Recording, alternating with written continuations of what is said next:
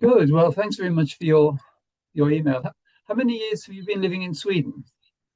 It's been 15 years now. Yeah, good. Yeah, And you, I live in Stockholm.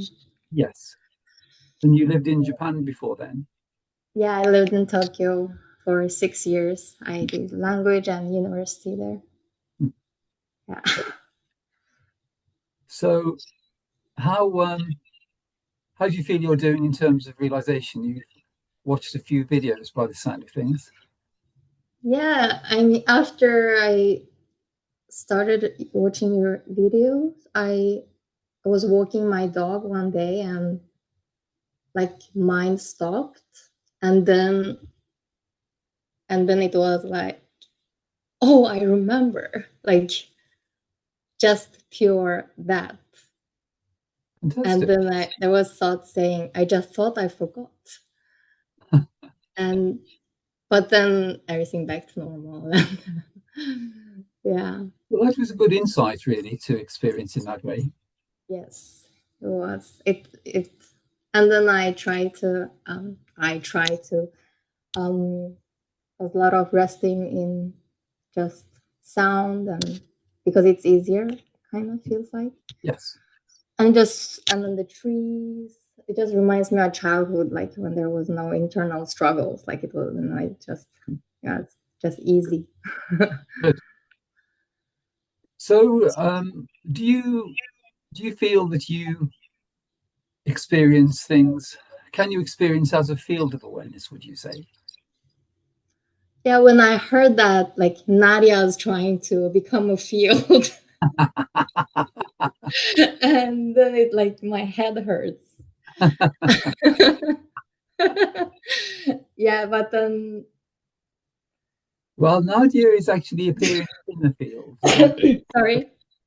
Nadia is actually appearing within the field along with all other forms. Yeah, So the awareness you've always been is aware of everything appearing effortlessly. So it's aware of the computer screen, it's aware of the objects in the room, it's aware of the light through the window. Everything that's arising in awareness is arising effortlessly, and you are already that infinite field of awareness. And it's by virtue of the awareness you are that everything is being known.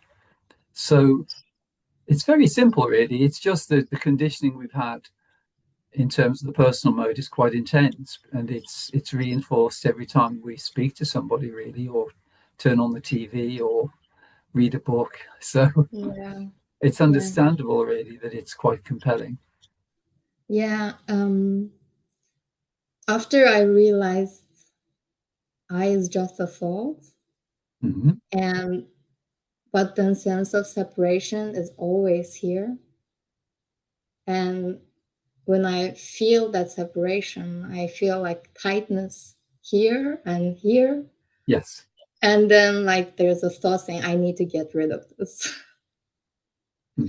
So my battle started from there, I think. Yes. Like, yeah. Um, and then since I was a child, I'm very sensitive to emotion. Mm-hmm. So I always thought it shouldn't be here. Yes. And then I also started to fight with emotions. Like emotion makes me do stupid things, so it shouldn't be here. So it's been so much suffering with this, even though I have really good life. Mm. Um, yeah, it's mostly just psychological. Like, Well, actually, your um, intuition is completely accurate, Nadia, because the emotions are a kind of overgrowth. They're something which, when we venture into the dualistic realm to have that experience, then firstly it's on the mental or the astral level, so it's conceptual, and then it can be in terms of perception as well, and then the etheric realm emerges, which is where the emotions appear, and the emotions generally uh, are activated by the thoughts and by the beliefs, and then it can have a knock-on effect into the physical realm. But your feeling that the emotions shouldn't be here is actually true, really. I think I had that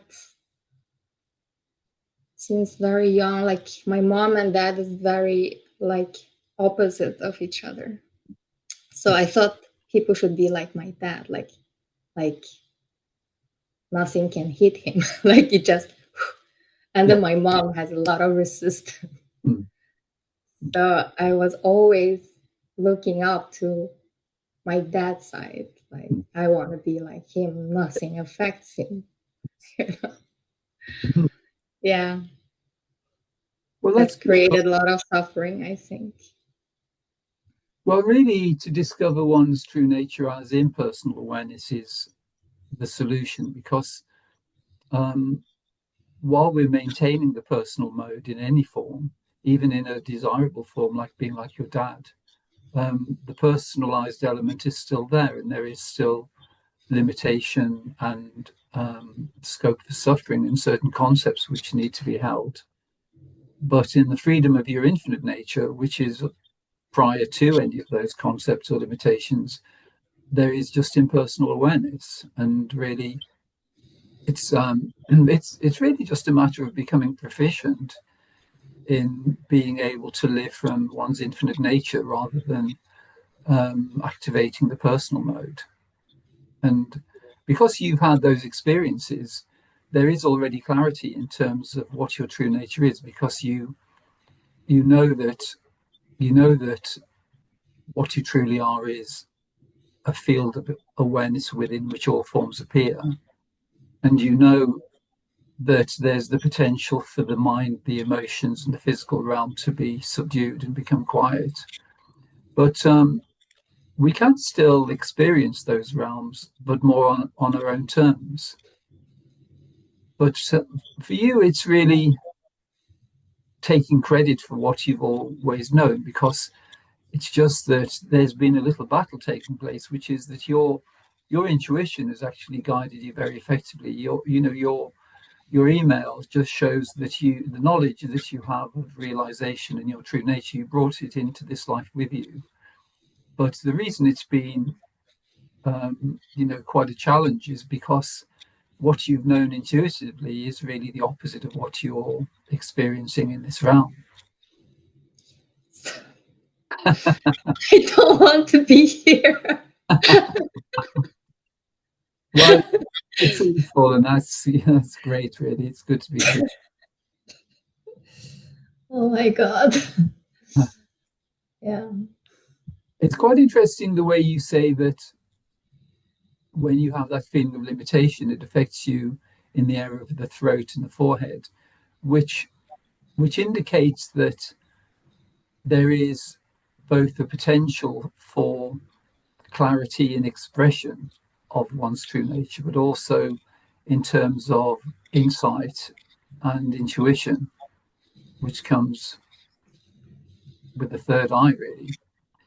And it's really that the aspects of your life which have been limiting they've been a distraction, really, from what your true potential is, which is already fully active. It's just that it hasn't really been utilized fully yet, but I'm sure it will.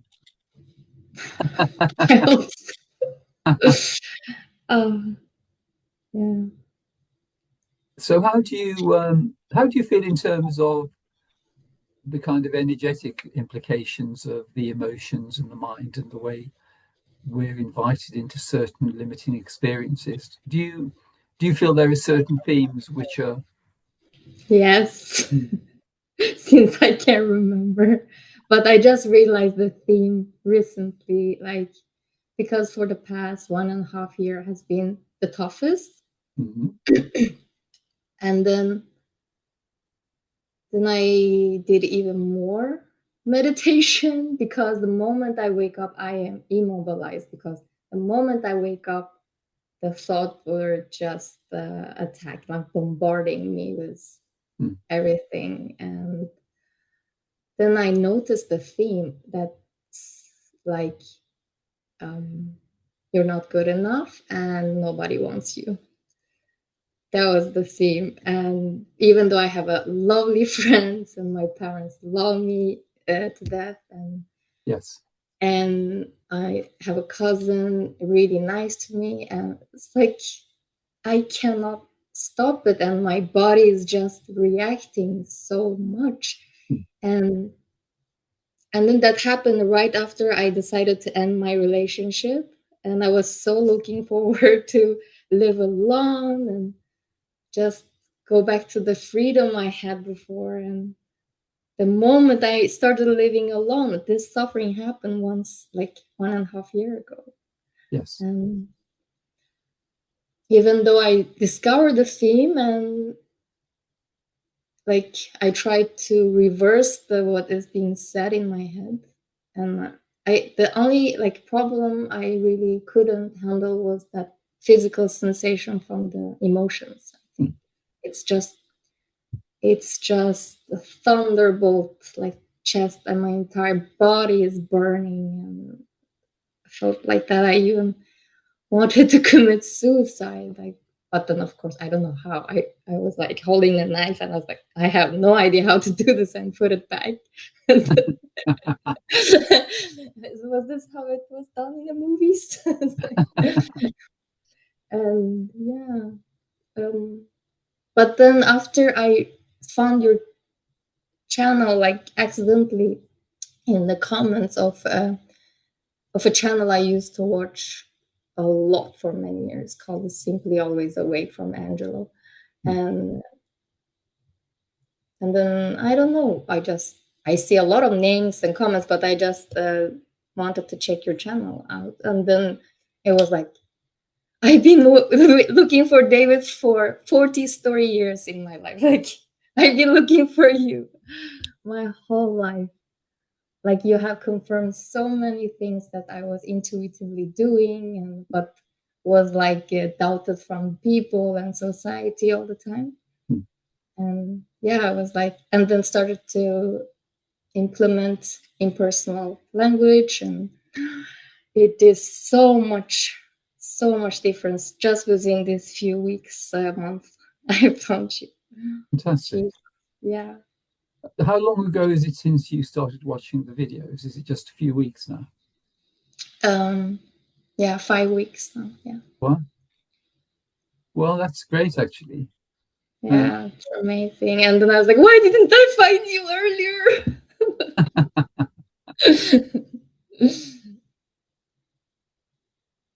Well, really, it's quite a revelation to see that the invitations you've been receiving, they're an upside down version of the way things are. So the idea that you're not lovable and that all of those thoughts, it's just so absolutely untrue.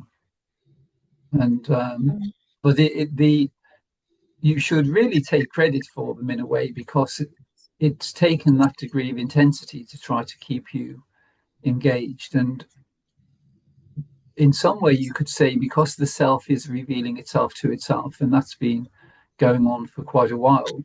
The intensity started maybe a year and a half ago, but it's because you're getting really close, and that's why that's why the invitations have been more extreme, really. But that's although it isn't comfortable, it's a good sign. But hopefully now you're able to navigate it in a way where you can just smile at it, because it's initially it's a bit like going on a ghost train when you're a child, and initially you're frightened by things, and then so the first lap is terrifying, and then you go around again, and you can hear some of the sort of mechanics of the apparatus clunking away, and you can see really what's going on, and that's all it is, really. And yeah, gradually you just become much more stable and not really affected by it. I can't wait. But I already see there's a more distance to it. Yeah. I just see this bad goalkeeper catching a thought or belief and then throwing it into the goal instead of pushing it away. Yeah. But it will resolve effortlessly. And the best approach, if you can, is to try to disregard the invitations because they become familiar. It's a familiar theme. It's almost like being bullied, where it's like being a little girl at school, and then there's someone who's jealous of you, so they bully you, and that's really what's going on. Yes, definitely. Like, I remember my thoughts were so much kinder. My thoughts, but the voices in my head was so much kinder until I went to Japan, or until I was 17. I remember competing in dancing. Like my mom loved.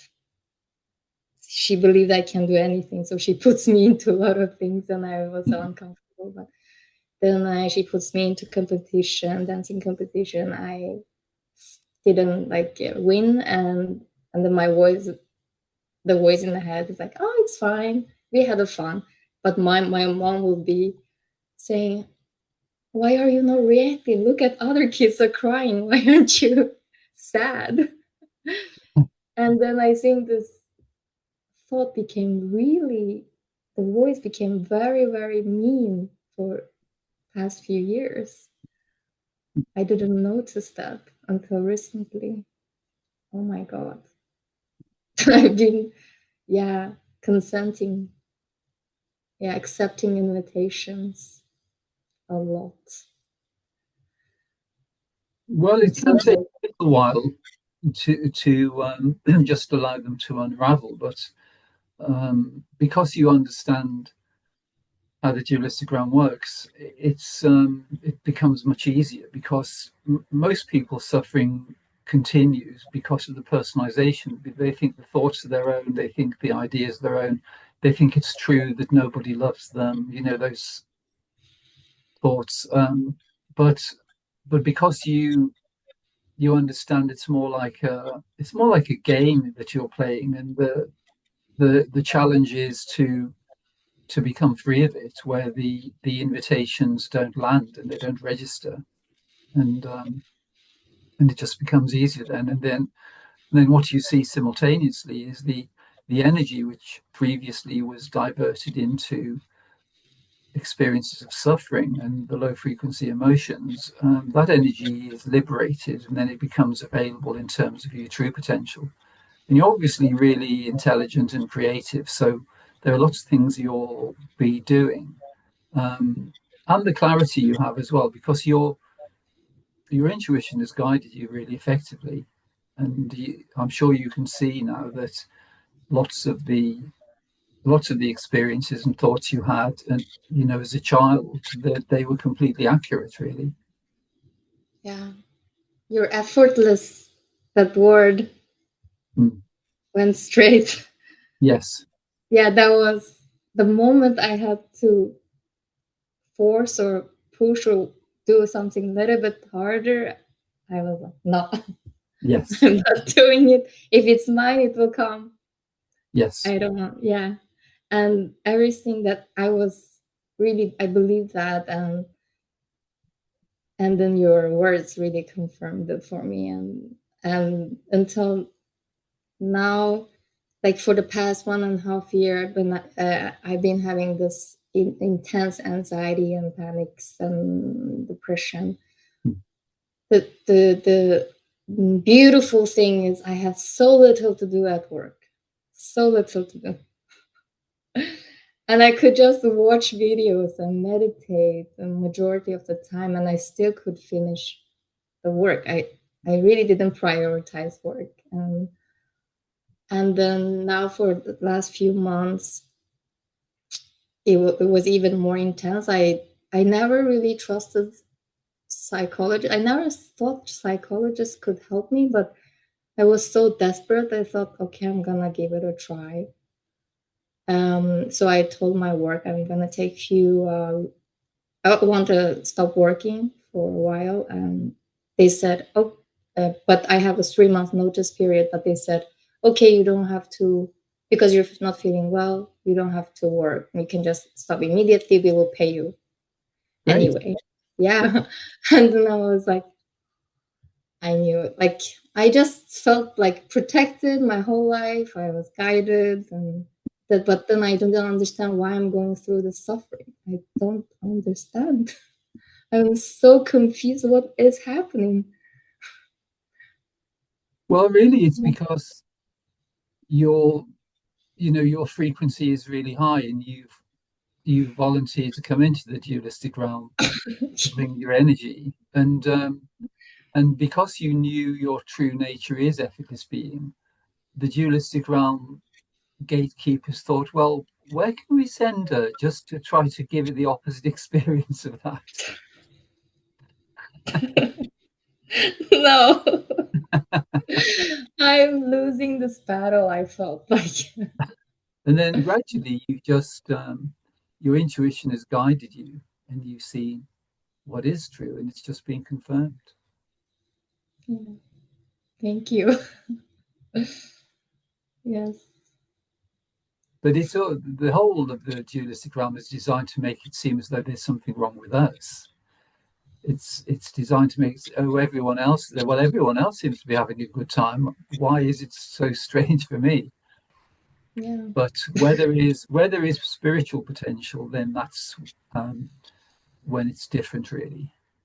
But initially, it's quite a challenge. But gradually, it becomes a strength because you see that it's safe to be exactly as you are, to trust your intuition, not make comparisons with anyone else, and see the uniqueness of your perspective. Because that's really, it's the uniqueness of your intuition which will reveal exactly what you came here to do.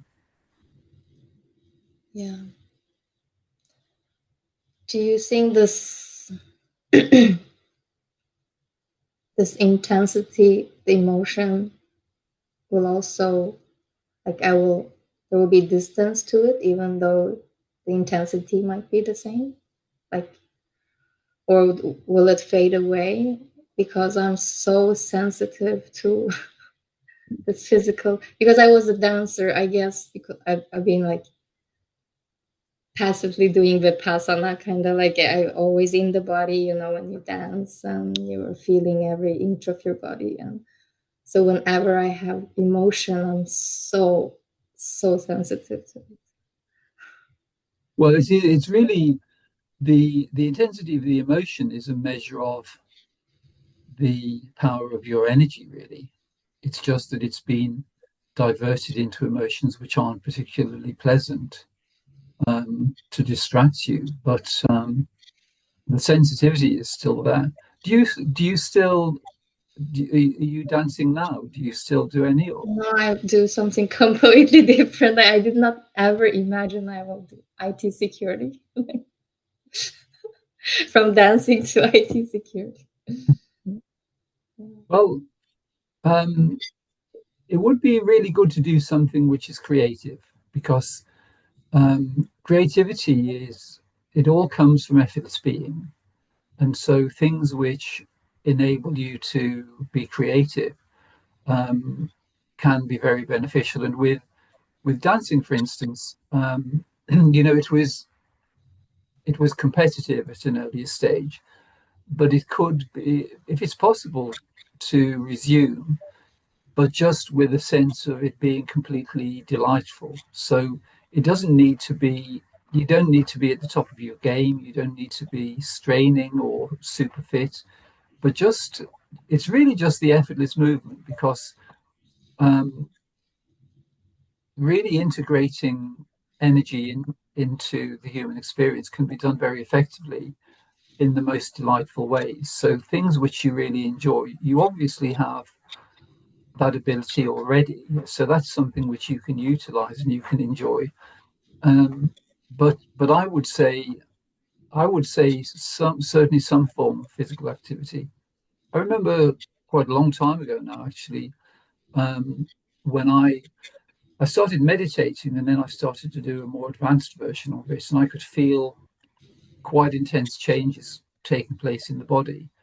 And the way they were integrated was by doing physical activity, because the intensity of the emotion can either be released through experiencing the emotion or through physical activity, because the mind the emotional body and the physical body are interrelated. And so the emotions can be experienced in quite a raw way if we're not so active, but they can be neutralized, and they can be turned into a much more delightful energy when we're engaged physically, especially in activities which are pleasant. Mm.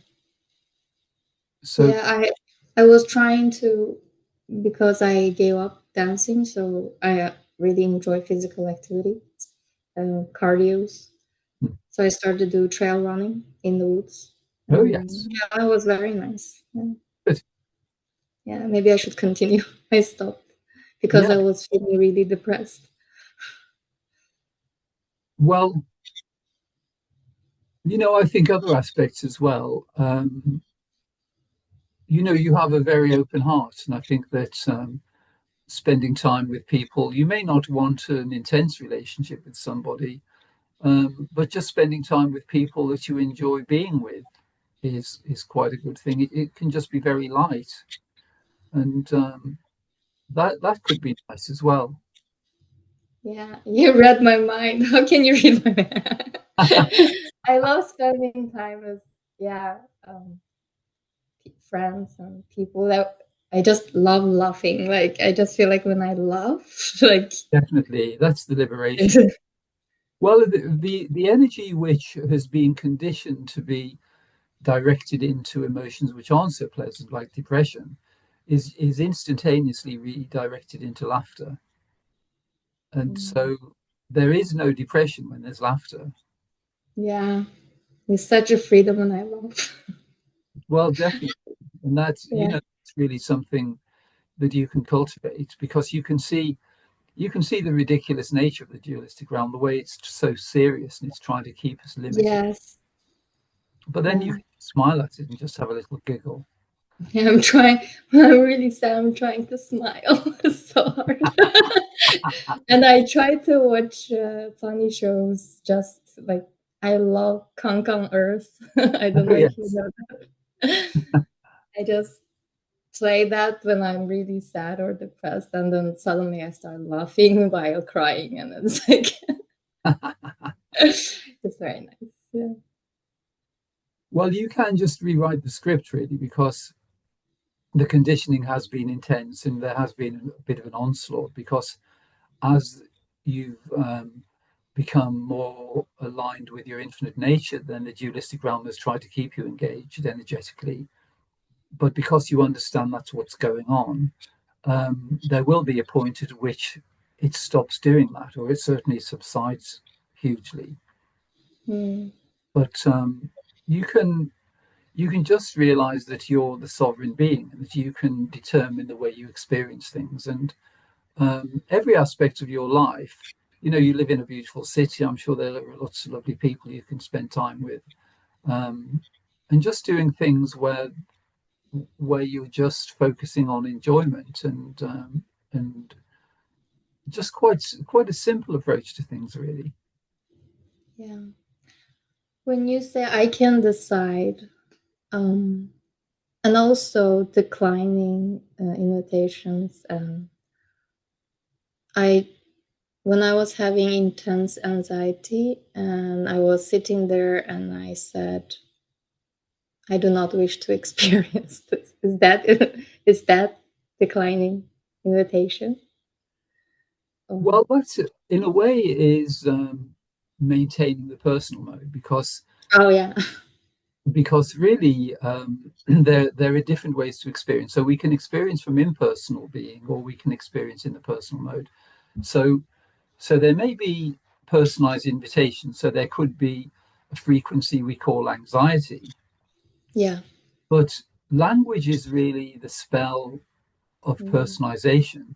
And if we use words like I, me, or mine, so even if we say I don't wish to have this experience, we're actually reinforcing the personalization, which is sort of consenting to the idea that it is ours. When really, you're the infinite impersonal field of awareness, which isn't affected by any um, experiences, and even fluctuations like anxiety. They're just like a little wave. And so if an experience arises like anxiety, it's just seeing that there is actually impersonal awareness of a frequency called anxiety. And if that distinction's made, where impersonal awareness is aware of the anxiety, then there isn't the connection being made and the personalization, because it's the personalization which plugs our energy in, and because it's only ever one's own energy which is maintaining the anxiety. There is no external source. And so when you know that, you can begin to change things. But it's quite good to just see the sequence of things, because everyone begins and remains as attributeless awareness. So attributeless awareness is just awareness which is, it's the most simple awareness really, because it's awareness where it isn't judging anything. It's just aware of whatever forms appear, and there's no comparison or judgment. And so we remain as that. Actually, we never leave there, but we do add certain filters, so we can have the experience of infinite bliss, for instance, or we can learn to utilize the body of wisdom, which is effortless being, and that's really the one to become more familiar with, because you see that effortless being is it's a mode which we can adopt, which keeps us free of the energetic implications of the mental, emotional, and physical realms. Because if we let's take an example in this moment. So, well, if we could just select some forms appearing in this moment. So there could be, are there any sounds either in the building or outside the building? Yeah, ventilation. The ventilation, okay, that's good. And laptop. And the laptop, yeah. Well, let's take the ventilation then. So the way the ventilation can be experienced is it can be experienced impersonally. So the awareness aware of the ventilation is and always has been impersonal awareness, and there is a frequency which is arising as a wave on the ocean of infinite awareness, and we call it the sound of the ventilation. But the simplicity of the knowing of that sound is prior to the conceptualization of even saying that it's the ventilation, because a child hearing that sound wouldn't say, "Oh, that's the ventilation." Yeah. It's that innocent awareness which is ever present. And the more familiar it becomes, then the more energetically free we become from the invitations into the emotions.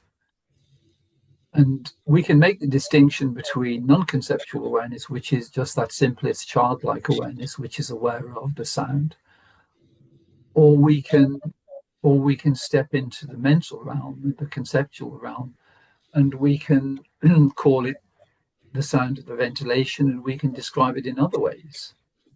So could you do that for me? Could you just describe the sound? Yeah, the ventilation sound is coming from my left side, and it's on 24/7, but I usually don't notice it. Great.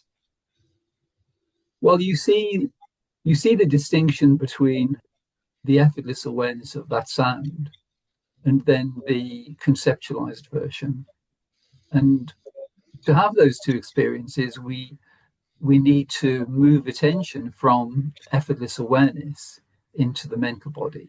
So whenever we move into conceptualization, we're actually switching attention from effortless being into the mental body. But what begins to predominate is the ability to rest as awareness, and just rest as that innocent awareness. And then resting as that awareness, forms are appearing. So there could be the sound of the laptop, there's the light coming through the window, the beautiful images on your walls, the whatever is being known. and really the simplicity of effortless awareness is the liberation, really, because there is no potential for emotional disturbance when there is effortless awareness. There can be a residue sometimes, because if it's been habitual, then it's something which can continue for a little while. But the more familiar you become with the simplicity of effortless awareness, and then the distinction between effortless awareness and consciously engaging the mind or the emotions, you can see that you can regulate your experience, because your sovereign nature exists in effortless awareness. And it's your sovereign nature which actually can determine the nature of experience. But if we adopt the personal mode without realizing, then we can be grappling with personalized content, but we can never really resolve it, because we're in the game already. But when we just see that there is effortless and personal awareness, then we can just rest there, and then we can begin to make sense of the content in the dualistic realm. Yeah. I have so much time sitting. Sorry. So I try to just rest in sounds. Mm-hmm. I try to rest in visual field. Yes. But then visual field start to look like hologram or starts to move, and then I just start thinking, and then the thought says, "Oh my God, you're losing your mind," and then so I close my eyes. Sorry.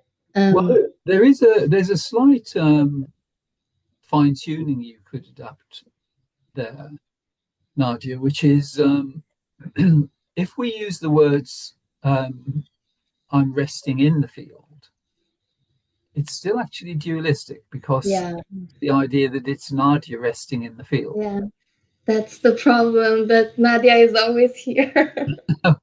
It's like, go away. Well, you don't want Nadia to go away. She's lots of fun and she's lovely, so you don't want her to go away. But it's just, I just want, I want it can be enjoyed. Every aspect can be enjoyed. Personalized aspect can be enjoyed.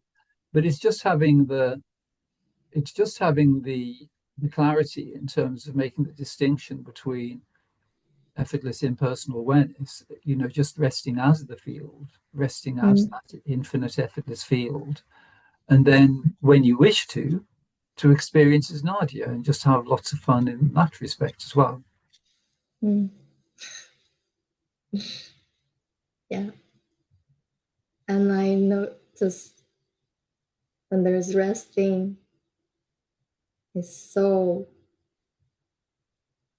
no substance. It's so Yes.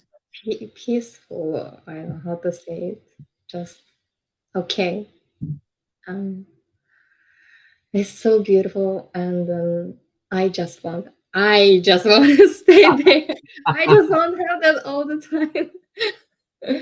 Well, really, there is, some teachings say there is no I, but you could say that there is one I, which is the capital I, because there is the one I, which is the I of the infinite being, which you are. So that is tangible, actually. So in some ways, people try to eliminate the personal mode, and they say they want to get rid of the little I, because it's where, which it is. It's the conditioned version, which is where the suffering is. But the tangibility of the infinite I is something which is inescapable. So in this moment, there is a sense of existence, and there's a sense of presence, and there is awareness. And so that clarity is actually the infinite I, and it's something which you've always been. So in this moment, there is a knowing of the I, but everything told you it was the little I which belonged to Nadia, when all along that sense of familiarity of the I has remained as the infinite I. So you've remained as the infinite being all along. It's just that everyone has told you that that sense of infinite beingness, which you've always been, was actually Nadia, and you need to get rid of Nadia to discover infinite being. But it's just a little hide and seek game, because all along you've just remained as infinite awareness. But everything has been designed to get you to adopt that idea as though it's a limited self, as though it's a self existing in time and space, when really you never left home, you never left your true infinite nature. So the contraction that feels like Nadia, that's not the I. Well, the contraction is due to believing in the reality of Nadia when Nadia never actually existed. Right. Because all along you remained as the infinite being. You never became Nadia. But you do have a little role, which is in the theatre of planet Earth. You've been allocated the role of playing Nadia. Yeah. But that's Nadia all is so sick of this game. Pardon? Nadia is so sick of this game. You've done a few too many nights at the theatre, haven't you? So, but And all these videos I watch is like, oh, like comparing my experience with other people's. Oh, there's a drop of Nadia, a drop of the person, and there's dissolving of the sense, and then it's just bliss and lightness and happiness every day, all the time. It's like, I want that so much. well, really, those they're very common invitations actually, because and they arise when there is actually already complete clarity. It's just that the last resort the dualistic realm has is to try to make it appear as though someone has something that you don't, when actually everyone is the inescapable infinite being. And the only difference really is, are we continuing to maintain the personal mode excessively, and are we investing our energy in that to maintain it? And it's a bit like it's like trying really hard to portray the character in the play when you're the actor, but actually, as it is with dancing or with acting, it's much better when there is no effort. If you watch a dancer when there is no effort, it's absolutely wonderful. And to watch an actor who can just play the part without even trying, that's when it's really believable. But the more they try, the worse it gets. Yes. As in the human experience. I think like I trying to get rid of that I maybe intensified that contraction so much the last few years. Yes. Like it got so tight like metal or something. Yes. Now I need to reverse it. Well, it's just seeing as being a case of mistaken identity, really, because all along the infinite I has been present, but the dualistic realm has turned it into an enemy to make it seem as though there is this separate personalized I which you need to get rid of, because that's where the emotions are and that's where the contraction is. But actually you never became contracted, because you remained as the infinite I, and the infinite being, there is no contraction. But it's only when we accept the invitations into the personal mode and we believe that we can become contracted, and then our energy is being diverted into those contracted experiences, that it becomes very intense. Yes. When I was dancing, those years were the best. Like, I don't think there was a lot of identification or personalization.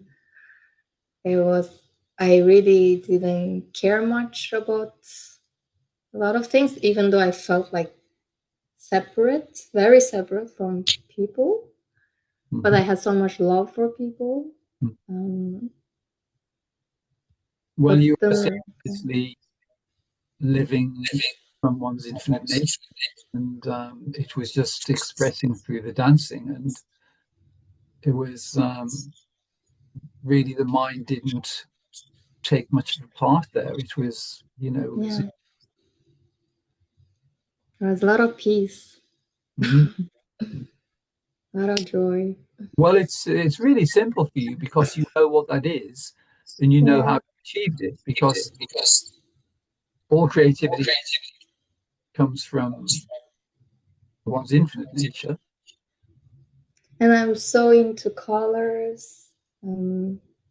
So my cousin's husband is a painter, and he taught me some watercolor. But then the moment I really want to try something in the mind and this contraction, no, you can't do this, And then I noticed that, and then I still keep doing it, even if I'm shaking and really there's so much thought.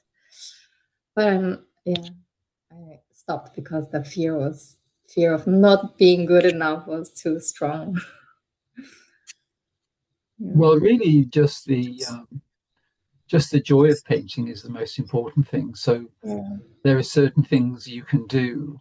For instance, you can mix a range of colors beforehand, and so you know the color structure of the painting, and then you can just you can see the spontaneity of the brush marks is something which it's captured. Like with a lot of Oriental painting, you can see the way the brush marks are used, and they just capture the essence. And you can do that. I will try. I looked at your website as your brother's Oh yes. paintings. Oh wow, they were so beautiful. They were so beautiful. I loved it. How can you do that? Wow. Well, it's all effortless being, and that's what you are, and your potential is infinite. So anything really, anything to do with doubt or feeling not good enough, or that's something which we're conditioned into. And I think that in some aspects of Eastern culture, achieving is something which is at the forefront now. So people are, it's quite intense in that sense. But just being, just really being spontaneous and allowing that, because I remember, going to art school, and there was much more spontaneity at the beginning than at the end. And it's because there is quite a lot of conceptualization, a lot of comparison, judgment, those sort of things. And instead of the way I'd like to teach art is really so that delight, spontaneity, effortlessness, and enjoyment are the priorities in the experience. Because you can see that it's when the mind's coming in, it's making it quite wooden and quite rigid. Yeah. But you're lucky that how many years were you dancing for? I very young, 5. Since I was 5, I had begged my parents to send me to dancing school. It's very, very young. I don't have a memory, but my mom sent me a video of me when I was very young and at the wedding party, and there was music, and I was just all alone in the corner. I was just dancing and dancing and dancing. And when I looked at that video, I cried so much. I don't know why. And then they really wanted me to become a musician because my dad is a conductor. And the condition was that I play piano. Then they sent me to dancing school, so I learned piano. But I hated it when I was a kid because there was so much learning and efforting, and dancing was like more like jumping around, flowing, Yes. But now I kind of also don't hate piano because I can go into the music and do you still play? muscle memories, so I play old ones that I That's remember. nice. Well, that's a Yeah. really good thing to do as well, because it's really, with most forms of human activity, there's a learning process where we're, developing skills. And then when the skills are developed, then we can function from effortless awareness. So anything that you can do, like in playing piano, if it's the pieces you were able to do proficiently when you were younger, then that would be really good. It's just practicing and realizing effortless awareness is already available, and Mm. things which enable you to do that without having to resort to the mental realm will be beneficial, and it'll free you emotionally, because the emotions are mainly maintained from the mental level. Yeah.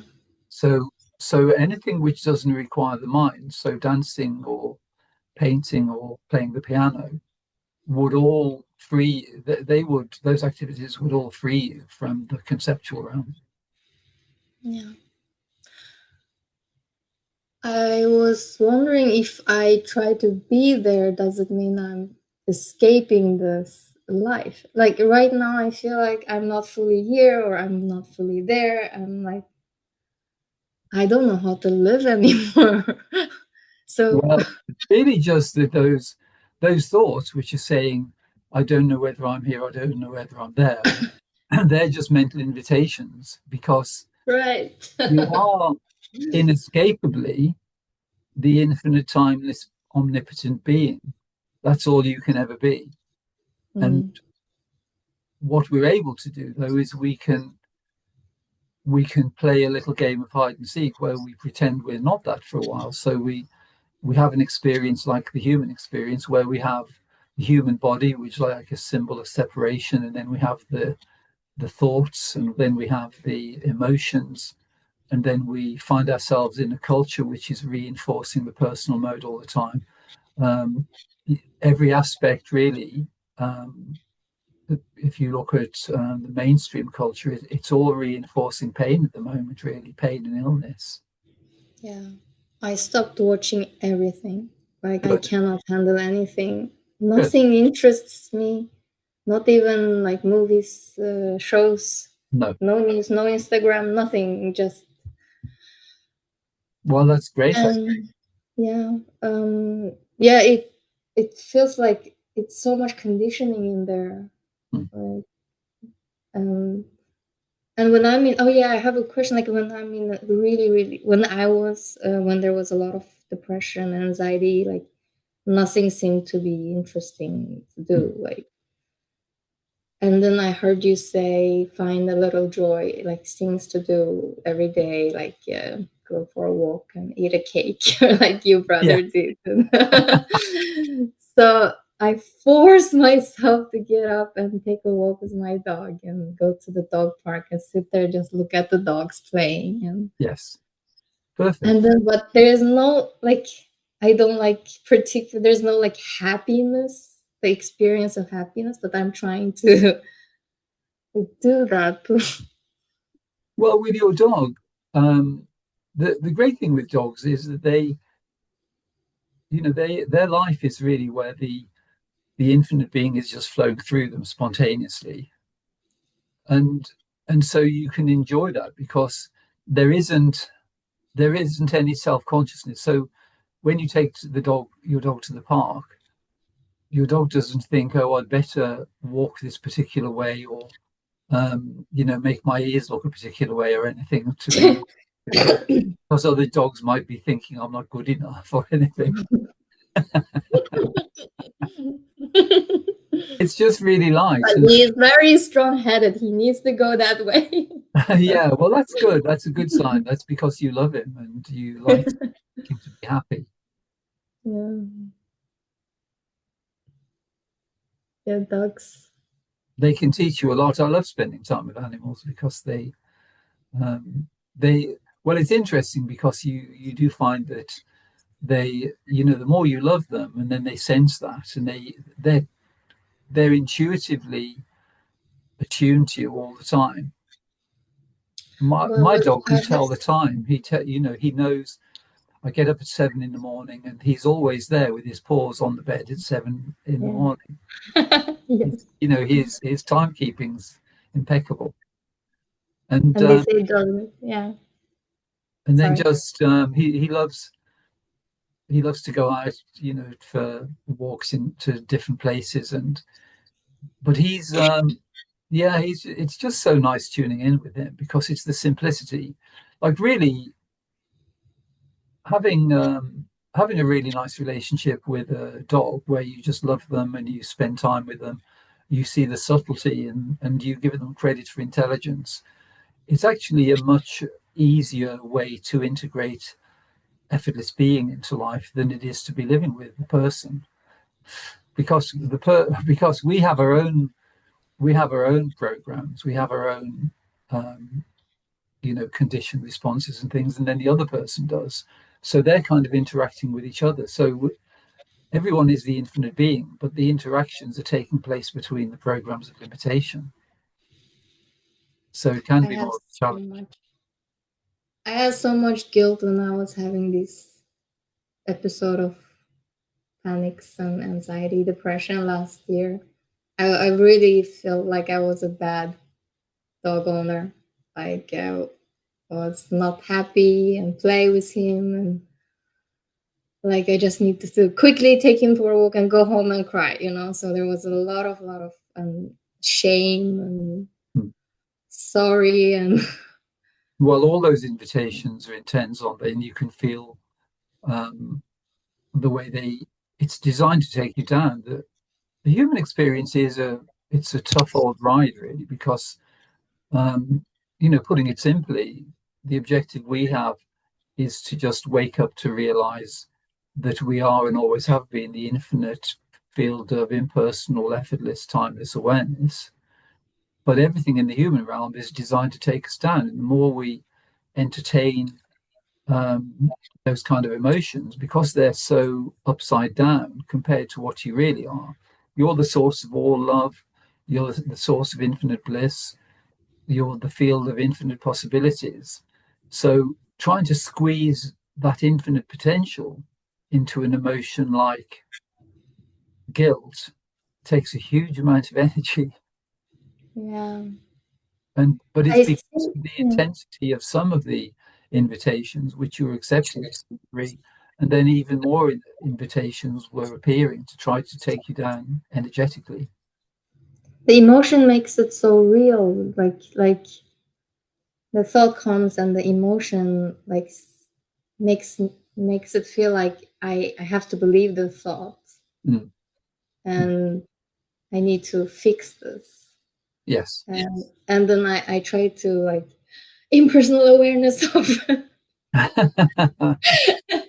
energetic sensation in the body. And It's a it's bit more easier than more that, really, Nadia, because all you need to do, if there's an invitation which comes along into either guilt or doubt or anxiety or anything, you just look at it and you just think, here we go again. There's just another one coming along. It's like standing at a bus stop and these buses come along and they all have the wrong number on, and you don't need to get on. There's the anxiety bus and then there's the depression bus and we don't need to get on them. We can just stand there and watch them go by. Can I consciously decrease the duration of it because it feels like it stays here for so long? Yes, you can. I can. Please Definitely. teach me. Well, on some level, there has been, because our consent is really important, and on some level, the intensity, the emotions have tried to convince you of the importance of them and the importance of the thought. So you entertain them and you Yeah. maintain them. But it's only your own sovereignty which is doing that. But if you look at those experiences, say compared to when you were dancing, there might be a fleeting little invitation into shame or something. You wouldn't even give it the time of day, would you? It's so true. Oh my God. I remember I was leading girls to come up to the stage, and I felt the moment I was on the stage and I stood up, the guilt was gone. Yes, exactly. Yeah. Yeah, well, there's I have a friend who was an actress. Well, she still is really, but she she was very good, and she did a lot of work in theatre, and she said that she used to call, well, I think in the theatre generally they call it Doctor Theatre or something, which is that no matter, she said, no matter what ailment there was, so she could have a really thumping headache, or she could have flu or a cold or sore throat or something. But the moment she steps onto the stage and she's playing that role, all those symptoms disappear completely. Yes. Yes. And it's the same with the emotions, actually. It's only that we're entertaining them. And in a way, That's for not the you, suppression. pardon? That's not suppressing emotion. No. Yeah, I was happy before when I was dancing. That's true. Well, there are lots of inverted ideas to do with the emotions because, there are ideas like, suppressing emotions or spiritual bypassing and all these terms, Yeah. which they're all actually reinforcing the personal mode because it's the idea, because firstly, there is effortless awareness, and then secondly, there can be a thought in the mental body, and then there can be an emotion which is activated by that thought. And then our therapist tells us that we need to fully feel that thought and that we need that fully feel that emotion, and we need to find the source of it and look back to our childhood and all these things. But that's all just reinforcing the personal mode, which is the problem. It's the personal mode which is the problem. Yeah. So when we see for you, it's really interesting because you already know the solution directly from your past experience. Because when you were a little girl, you were skipping around like a little lamb when you're dancing everywhere, and Yeah, I there were didn't no care how problems. much. Yeah. It was, and it was just really light. There probably wouldn't be much emotion. There would only be joy, really. But now I don't have a dancing to turn it off. Well, how should I do it? What I try to just like relax and rest in sound. Well, that's quite good. But even putting on some really nice music and dancing in your home, just make a bit of space where you just move. The moment I have a depression, I start dancing. Do you?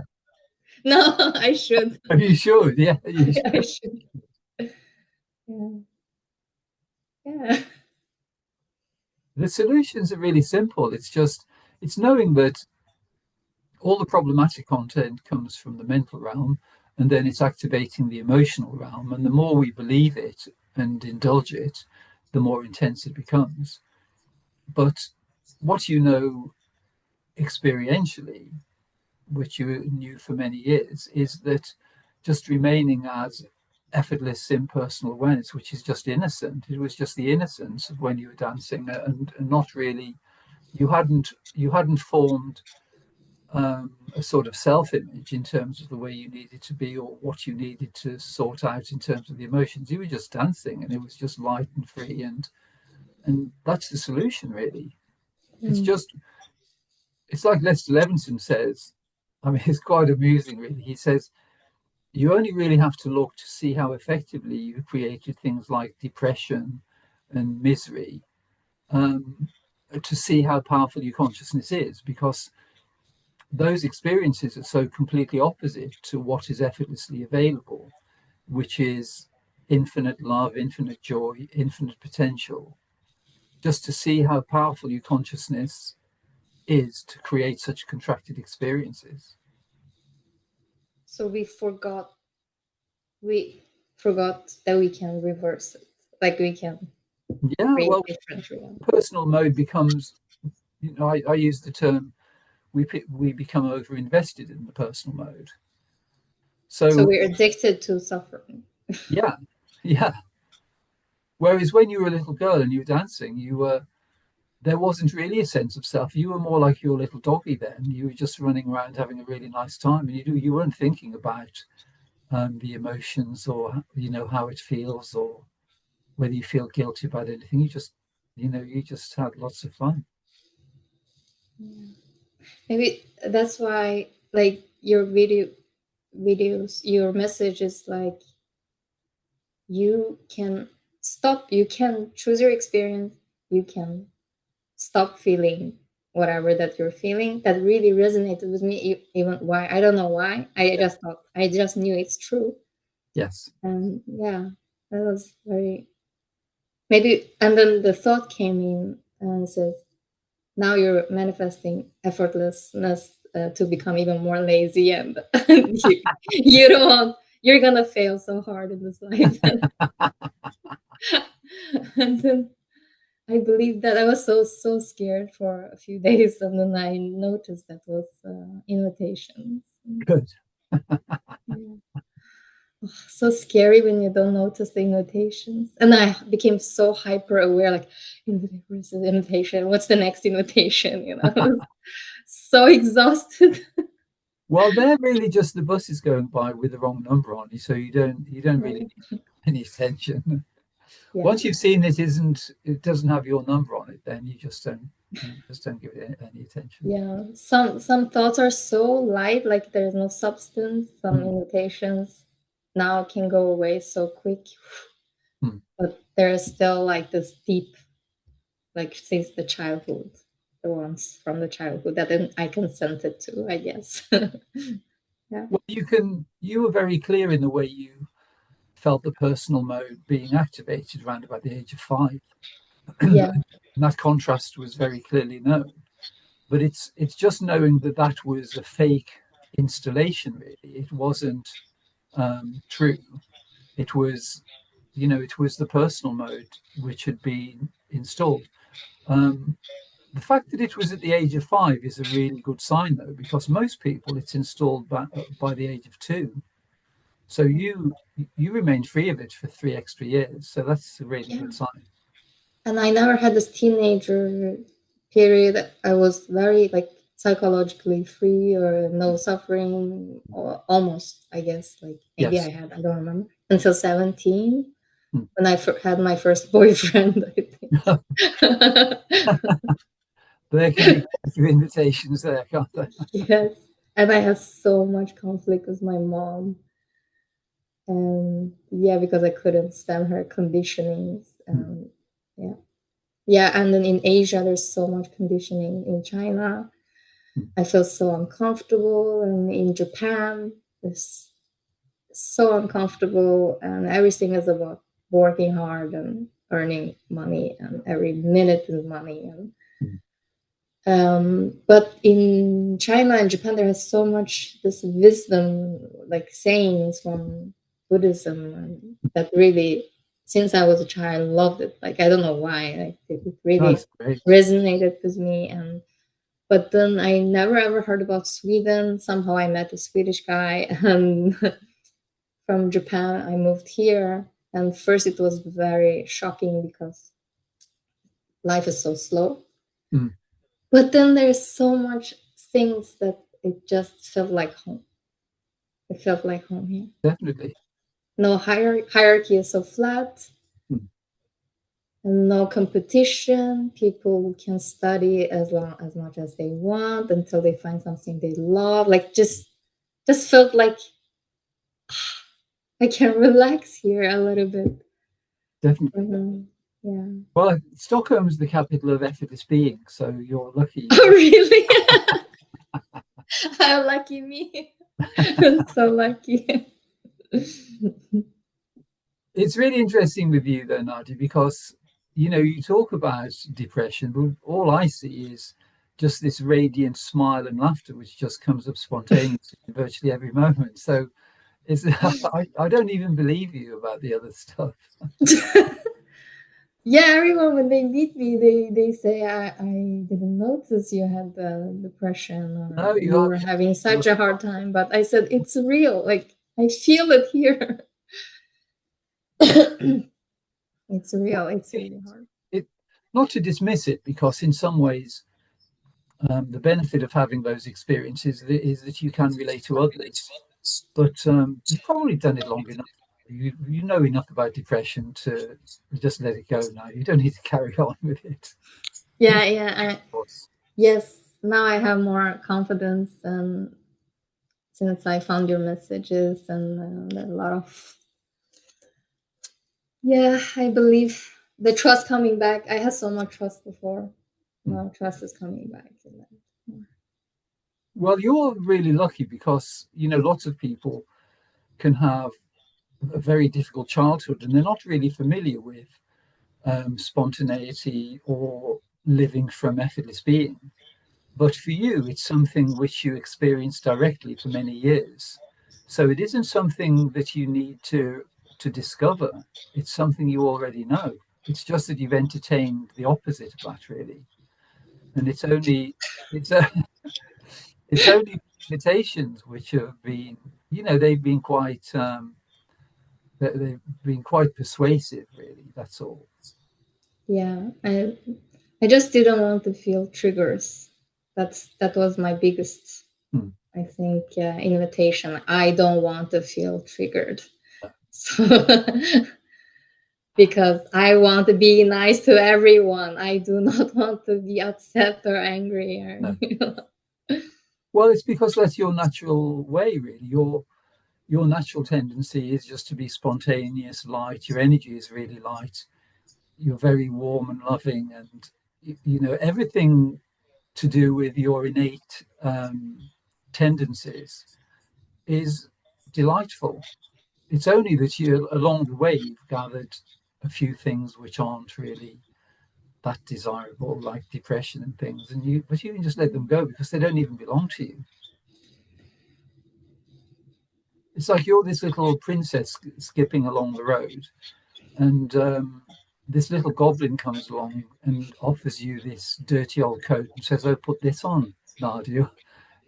And then you put the old coat on, and then he gives you a smelly old hat and you put that on as well. I don't like smelly hats. Then you look in the mirror and you think, "Oh, aren't I ugly and dirty? That's horrible." Now I will just throw You it just away. you just throw them off, and that's the end of it. Yeah, there's still doubt like, can I do this? Like, can I really turn it off? Yeah. Well, of course, you have kind of simple. That was only a little invitation coming in because the dualistic realm is listening in on the conversation. So when there's the potential for freedom, then a thought comes in, oh, well, I'm not sure whether I can quite turn this off.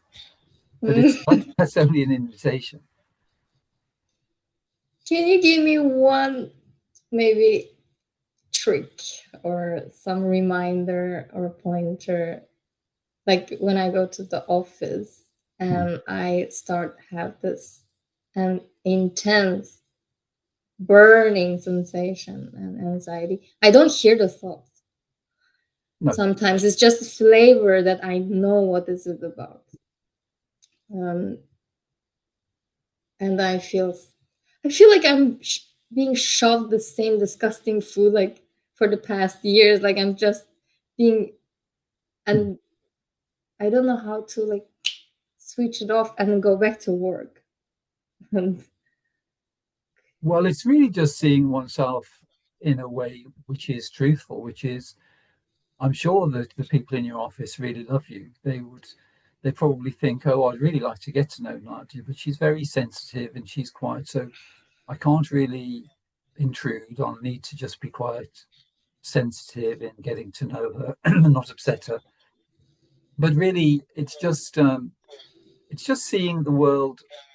It's just seeing the world in a way which is true. And I had an experience. The conditioning in my family, probably the strongest one, was to do with inferiority.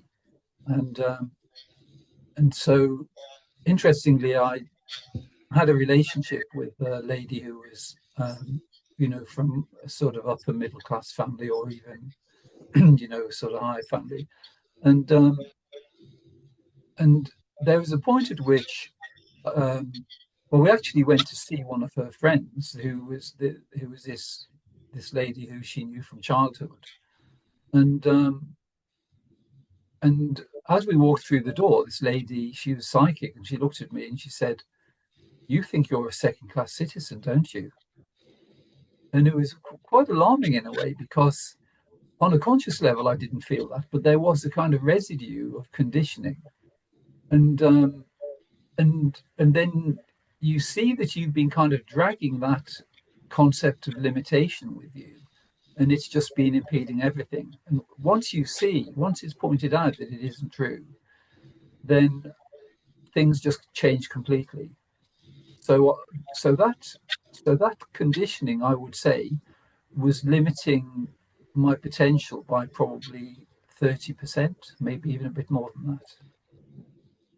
And what you'll find is that your true potential is 100%, but entertaining these emotions has probably depleted your potential a little bit. But there is a potential for it just to return, and for you just to have the most amazing life, because everything is available to you.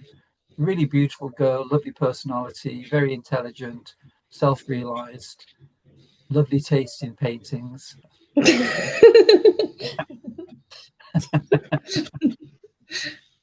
And people, so many people would just love to be with you. But it's amazing the way you've turned it all upside down, and you've been able to convince yourself that it's true. That's the fascinating bit, really. But that's I don't want to believe. I don't want to believe this. Well, it's only by virtue of your infinite potential as the infinite being that you can maintain concepts of limitation, because they're not true. Your true nature is infinite possibilities. I guess it's just a matter of noticing and letting it go more every day. One Really, thought at a time. well, it's simple. It isn't what the mind wants to do is to turn it into a job where you've Yeah. got to be really vigilant with the invitations, and you've got to Yeah. be monitoring everything, and you don't really have time to do anything else.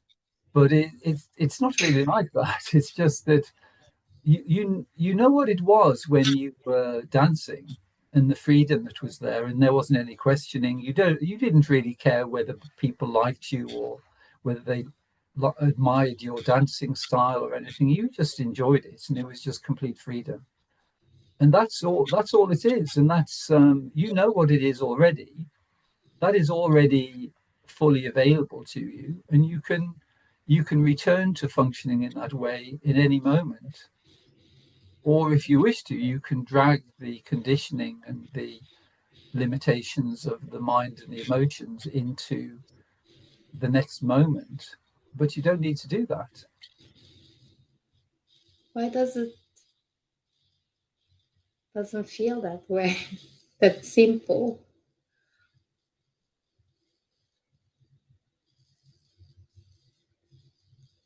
Well, it certainly is. You've demonstrated it in this, just in the time we've spent together in the conversation, because there can be, talking about depression or about shame or something. And in the next moment, the whole sense of reality and importance of those experiences collapses, and there's this really radiant, beautiful smile, and there's this energy which just comes forth, which is just fully present. It isn't Can you. I do it consciously? Well, you It don't feels need. like it was automatic, like it just happens.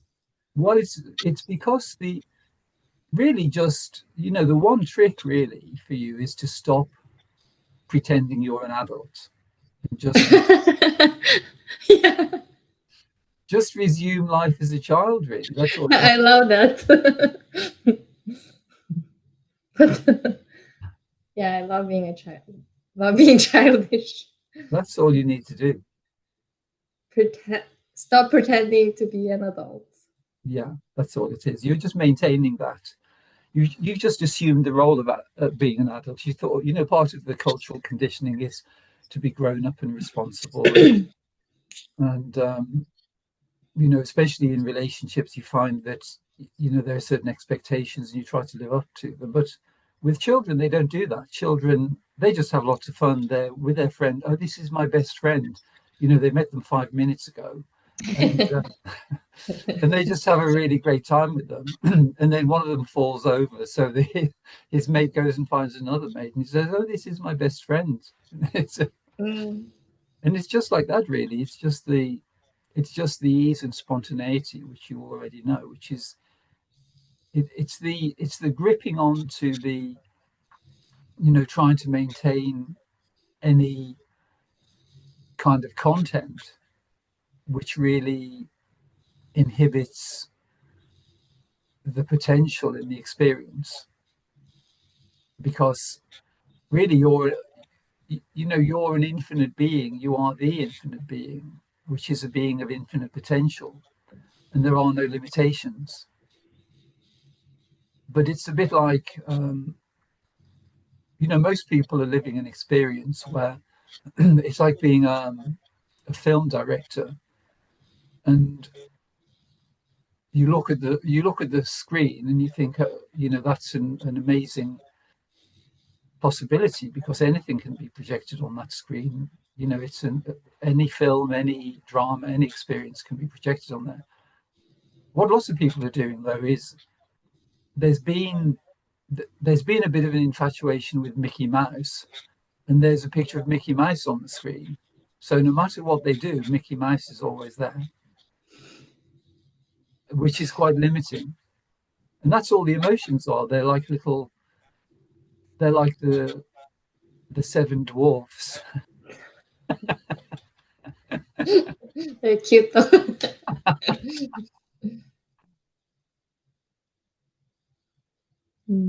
Okay, you can have those experiences, but it's really good just to return to infinite potential, which is there in every moment. When So you that say you, the infinite being. when you say you, it feels like Nadia needs to. Well, it is. Well, it's seeing that infinity exists within one's infinite nature, but then the potential of one's infinite nature finds its way into the experience of Nadia, so that Nadia can be either expansive or limited. But when the knowing of your true infinite nature is the foundation of all experience, then naturally the experience of Nadia is also expansive. But if the knowing of your infinite nature recedes so that you're distracted by a sense of personal I rather than the infinite I, then it tends to be that we build these structures on a personal level, which are very limiting, and they're mental and emotional structures. Recently, it's been just nothing is happening Mm-hmm. in Nadia's life. Like it's been very, very, very little doing, and just sitting, walking dogs. Um, and then Nadia is like, "Am I doing something wrong?" No, absolutely not. Well, really, what's happening is the episode which was to do with the disturbing emotions has largely passed now, and so there is a period of integration, and integration is easier in the early stages when there's less content. So just spending time with your little dog is, that's a great way. Spending time alone, spending time with friends who have a feeling of expansiveness, not really spending time with people who are self-absorbed. That wouldn't be much fun at the moment. But people that you really love and that you can go and have a good laugh with, really, that's the most important thing. I reached out to Arion, Oh but yes, she great. lives, yeah, I found her. I stalked her on LinkedIn. Fantastic. She was very sweet. We exchanged number. I hope I can. I was very shy to ask her to meet, but I will do it later. Have you seen the conversation with Moe? It's quite a recent Oh one. yes, Japanese Swiss girl. Yes. Yes. Yeah. I was thinking if I should You're both reach out to very her. well. Sorry? You're both very sensitive, and so She also? but yeah, very sensitive, very creative. So that you may wish And to I have. speak Japanese, so I can. Yes, fantastic. Yeah, exactly. She But lives in Japan, right? she lives in Switzerland at the moment. Switzerland. Closer. Perfect. So you both lived in Japan and then moved to Europe. So you have that in Yeah. common. And I joined your WhatsApp group. That was amazing. It's great. Good. Yeah, there are some really great people who Yeah. using hugely, really. Immediately asked about anxiety, intense anxiety. Did you? Olivia was very, very sweet. And I think DE. Oh, yes. Great. Yeah, they're very helpful. Mm. I loved all the videos. Everyone that you spoke with, everyone radiates so much love and innocence. And I was like, oh, I wish everyone in the world was this loving and just, yeah. Well, it's because they're just Authentic. reflections of you, Nadia. That's why they resonate. Yeah. That's the only reason. Thank you so much, David. Thank you.